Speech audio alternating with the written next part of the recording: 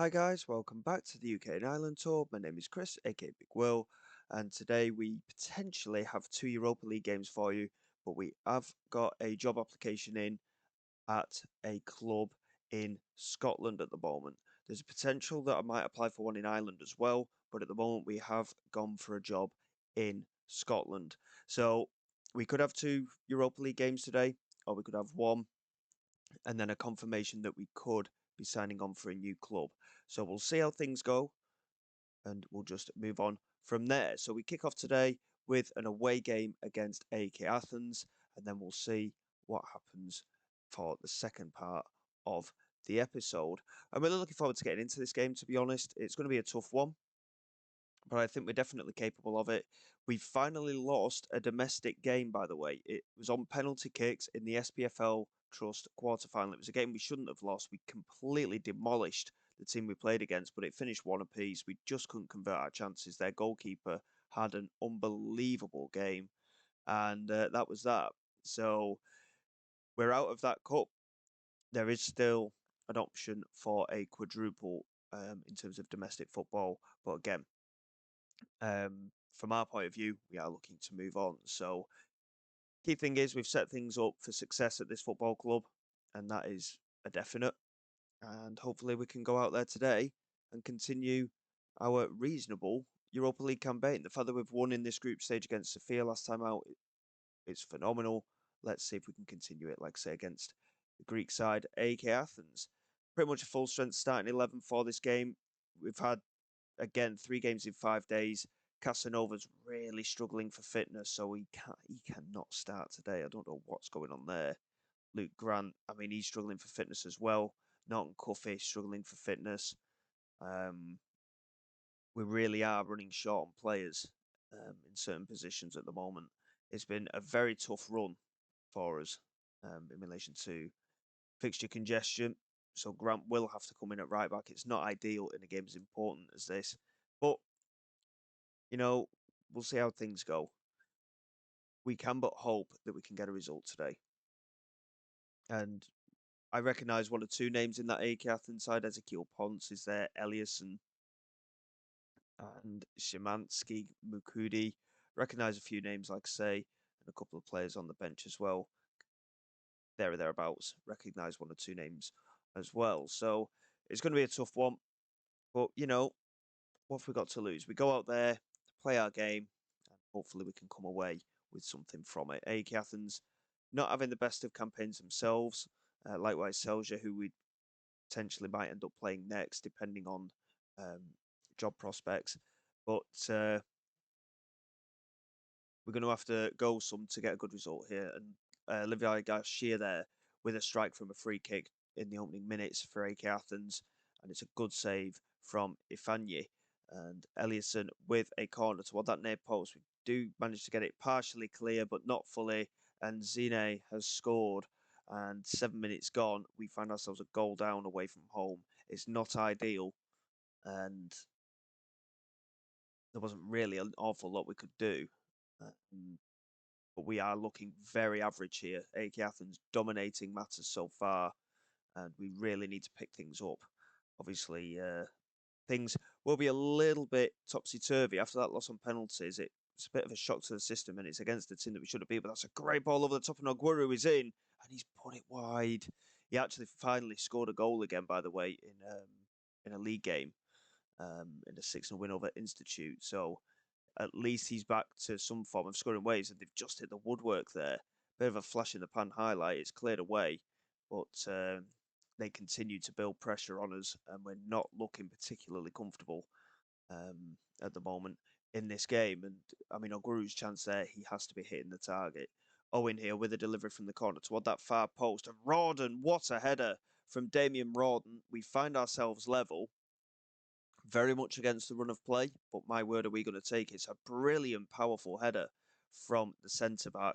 And it's a good delivery in from Riley Owen as well, incidentally. But what a header that is. He leapt above 3 opposition players there, and he really did well.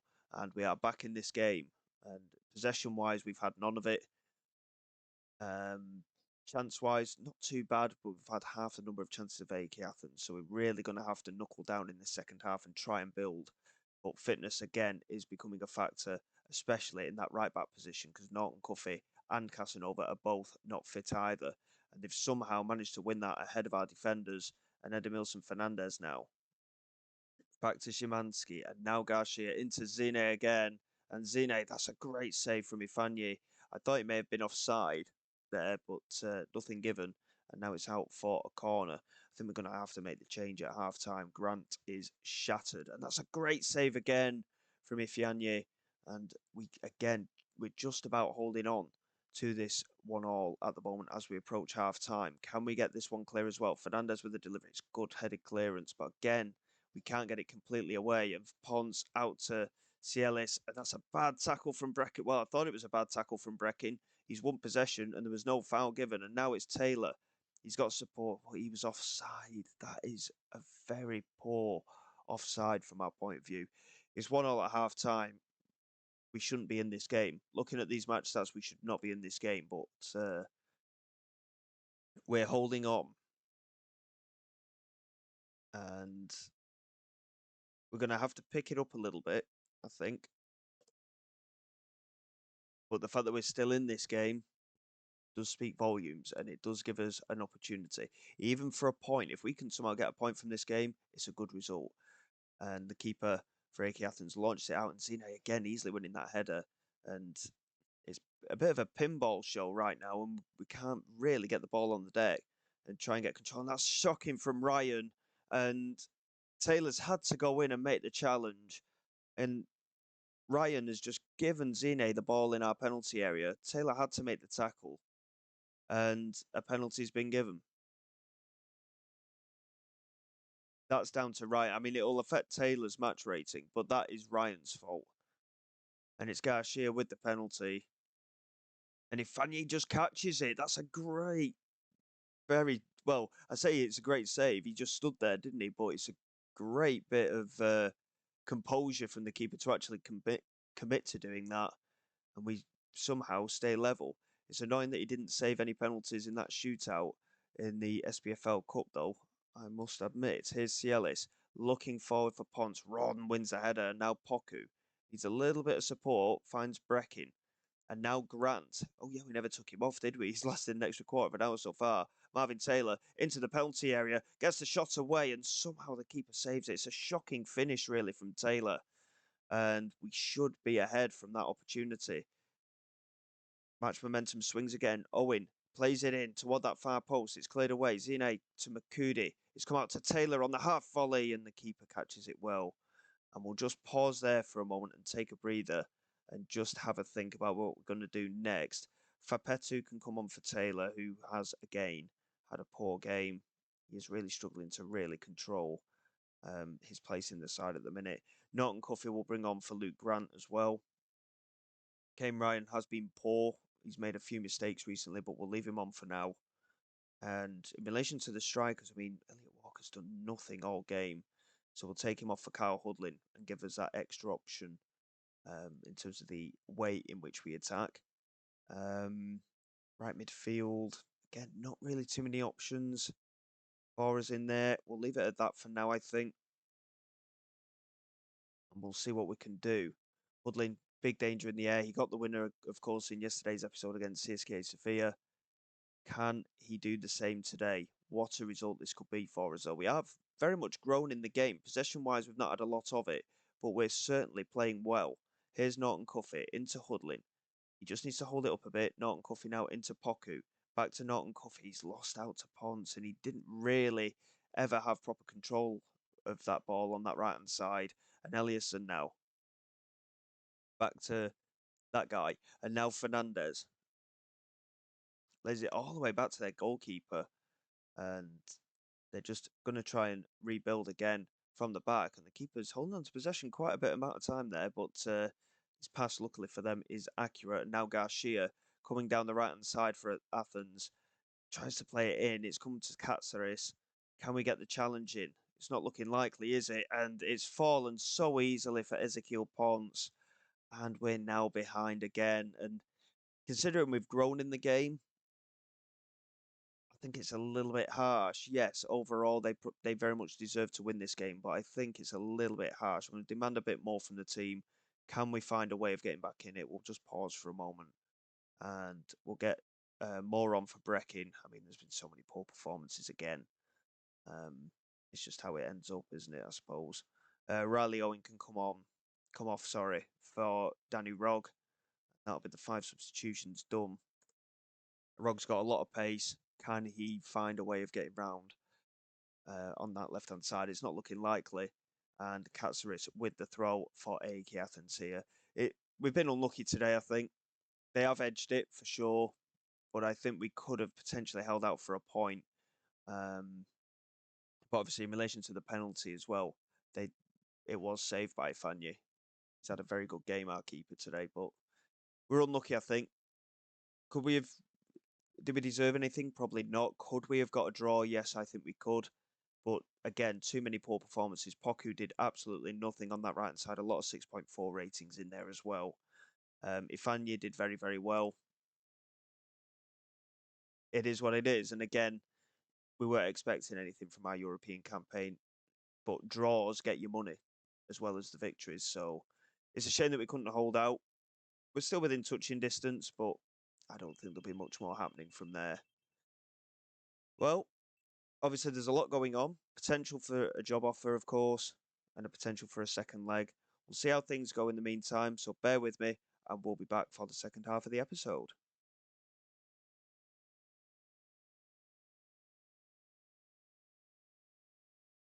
Okay then, guys, here we go. Welcome back.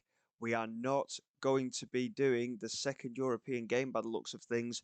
We have been offered a 3-year contract at Scottish Premiership side Hibernian.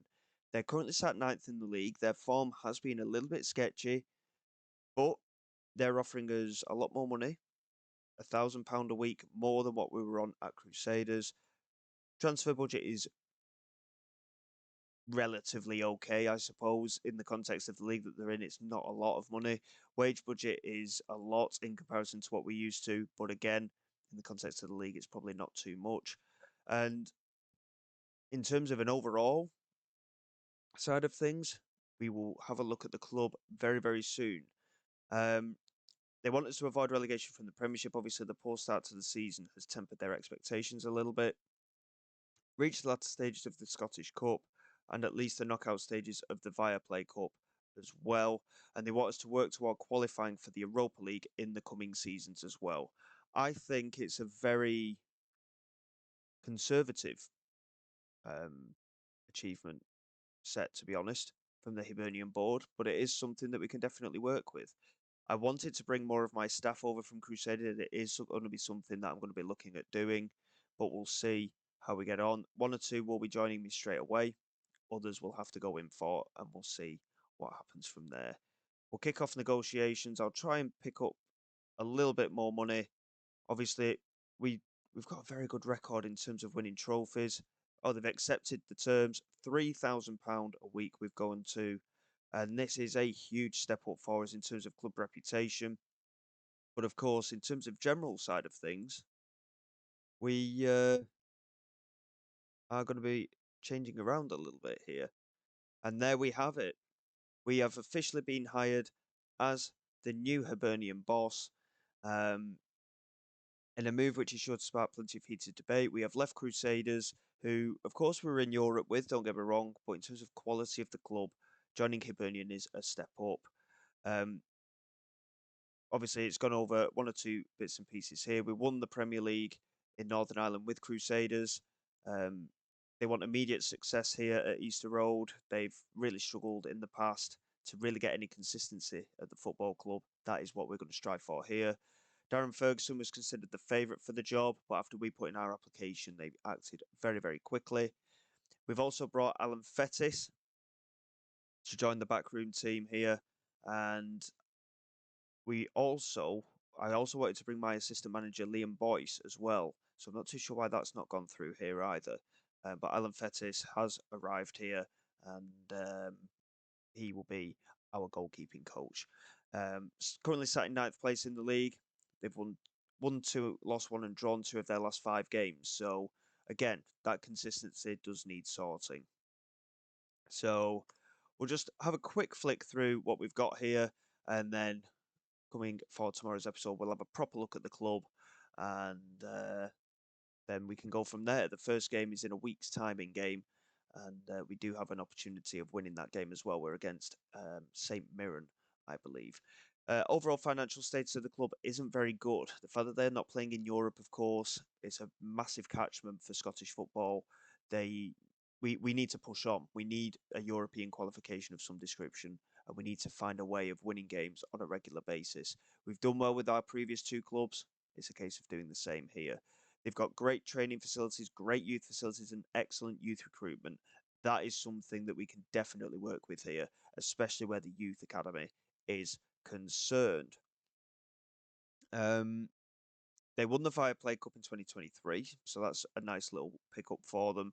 And they won the Scottish Cup in 2024, so that's obviously within the game parameters. So again, they've done very well in that manner, but since then, nothing really has gone in their favour.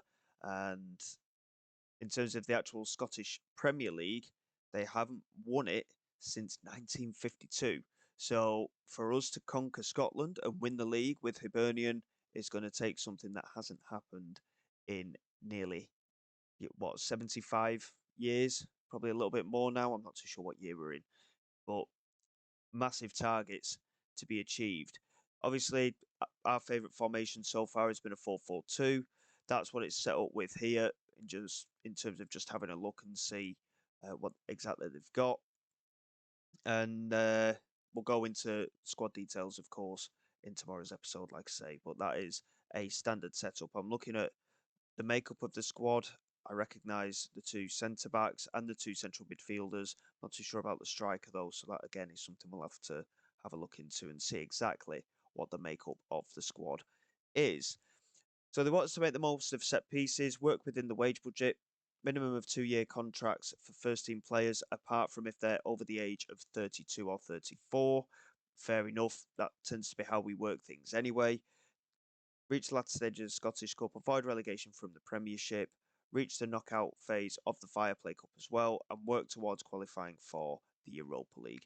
I think it's very achievable.